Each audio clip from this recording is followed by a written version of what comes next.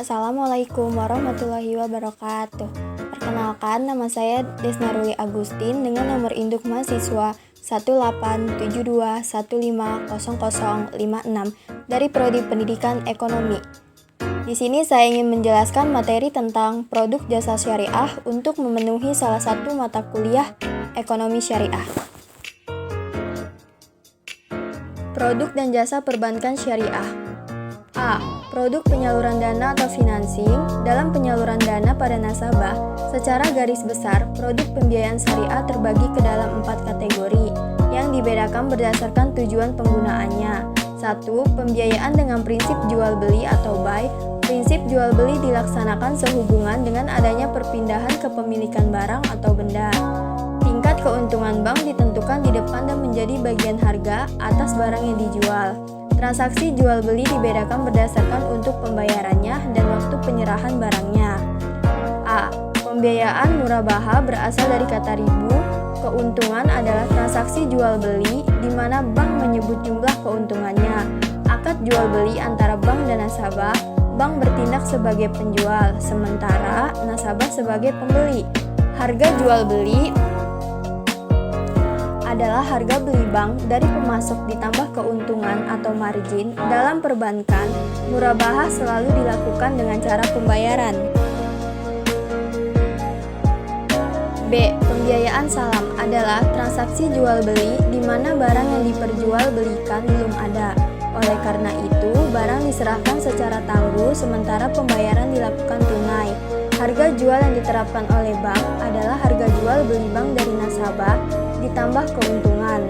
Dalam hal bank menjualnya secara tunai biasanya talangan atau bridging financing. Sedangkan dalam hal bank menjualnya secara tunai, kedua pihak menyepakati harga jual dan jangka waktu pembayaran. Ketentuan umum pembiayaan salam, yaitu ada pembelian hasil produksi harus diketahui spesifikasinya secara jelas seperti jenis, macam, ukuran, mutu, dan jumlahnya. Ada juga apabila hasil produksi yang diterima cacat atau tidak sesuai dengan akad nasabah harus mengembalikan dana atau mengganti barangnya.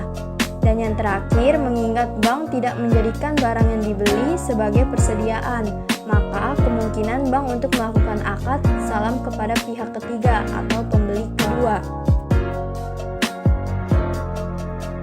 C. Pembiayaan istisna merupakan produk Islam, tapi dalam istisna pembayarannya dapat dilakukan oleh bank beberapa kali pembayaran. Ketentuan umum, spesifikasi barang pesanan harus jelas seperti jenis, macam, ukuran, mutu, dan jumlah. Harga jual yang telah disepakati dicantumkan dalam akad istisna dan tidak boleh berubah selama berlakunya akad. Pembiayaan dengan prinsip sewa-menyewa atau ijarah. Transaksi ijarah dilandasi adanya perpindahan manfaat. Prinsip ijarah sama saja dengan prinsip jual beli, tapi perbedaannya terletak pada objek transaksinya. Sewa bank dapat saja menjual barang yang disewakannya kepada nasabah.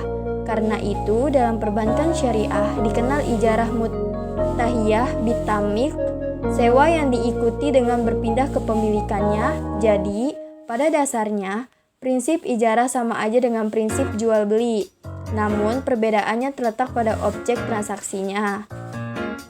Pembiayaan dengan prinsip bagi hasil atau syirkah. Produk pembayaran syarikah yang didasarkan atas prinsip bagi hasil adalah sebagai berikut. A. Pembiayaan musyawarah transaksi musyawarah dilandasi adanya keinginan para pihak yang bekerja sama untuk meningkatkan nilai aset yang mereka miliki secara bersama-sama.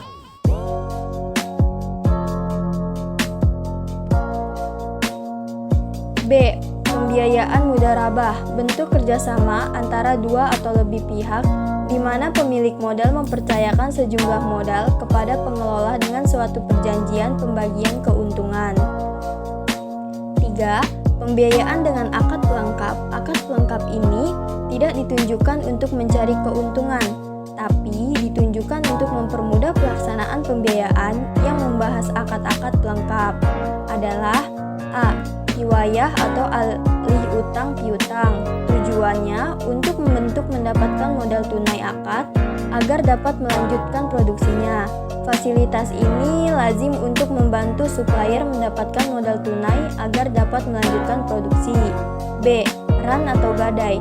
Tujuannya itu untuk memberikan jaminan pembayaran kembali kepada bank dalam memberikan pembiayaan. C. Karda atau pinjaman uang. Tujuannya yaitu untuk meminjamkan uang dari bank kepada nasabah atau anggota. D. Wakalah atau perwakilan. Tujuannya untuk menjamin pembayaran suatu kewajiban pembayaran. Wakalah dalam aplikasi perbankan terjadi apabila nasabah memberikan kuasa kepada bank untuk mewakili dirinya melakukan pekerjaan jasa tertentu seperti pembukuan LC, inkaso, dan transfer uang. Dan yang terakhir ada kafalah atau bank garansi. Diberikan dengan tujuan untuk menjamin pembayaran suatu kewajiban pembayaran. B. Produk penghimpunan dana atau funding. Penghimpunan dana di bank syariah dapat berbentuk giro, tabungan, dan deposito. Prinsip operasional syariah yang diterapkan dalam penghimpunan dana masyarakat adalah 1. Prinsip wadiah. Prinsip wadiah yang diterapkan adalah wadiah yang damanah, berbeda dengan wadiah amanah. Wadiah amanah jadi prinsipnya harta titipan tidak boleh dimanfaatkan oleh yang dititipi. Sedangkan wadiah damanah pihak yang dititipi bank bertanggung jawab atas kebutuhan harga titipan sehingga ia boleh memanfaatkan harga titipan tersebut. 2. Prinsip mudharabah.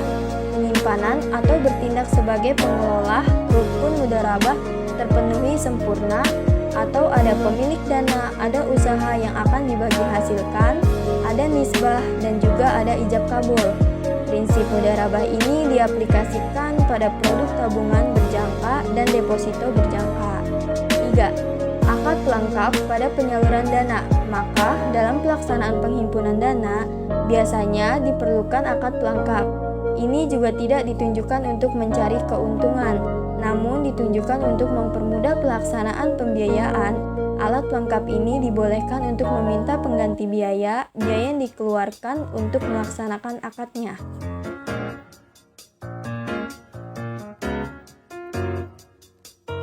Produk jasa servis. Jasa perbankan penghubung antara pihak yang membutuhkan dana dengan pihak yang kelebihan dana. Bank syariah dapat pula melakukan berbagai layanan jasa perbankan pada nasabah dengan mendapat imbalan berupa sewa atau keuntungan. Bank syariah dapat melakukan berbagai pelayanan jasa perbankan kepada nasabah dengan mendapatkan imbalan berupa sewa atau keuntungan. Jasa perbankan tersebut antara lain berupa valuta asing, sewa tempat simpanan, dan jasa tata laksana administrasi dokumen. Yaitu 1. Al-sarf atau jual beli valuta asing. Sejalan dengan prinsip sarf, jual beli mata uang yang tidak sejenis ini, penyerahannya harus dilakukan pada waktu yang sama. Jenis kegiatan ijarah antara lain, penyewa kotak simpanan jasa pelaksana administrasi dokumen, bank mendapat imbalan sewa dari jasa tersebut.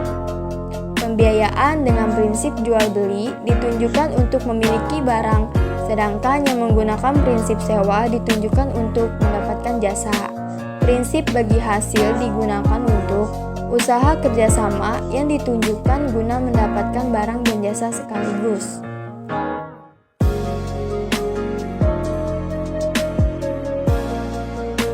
Sekian penjelasan materi produk jasa syariah dari saya, kurang lebihnya mohon maaf. Wassalamualaikum warahmatullahi wabarakatuh.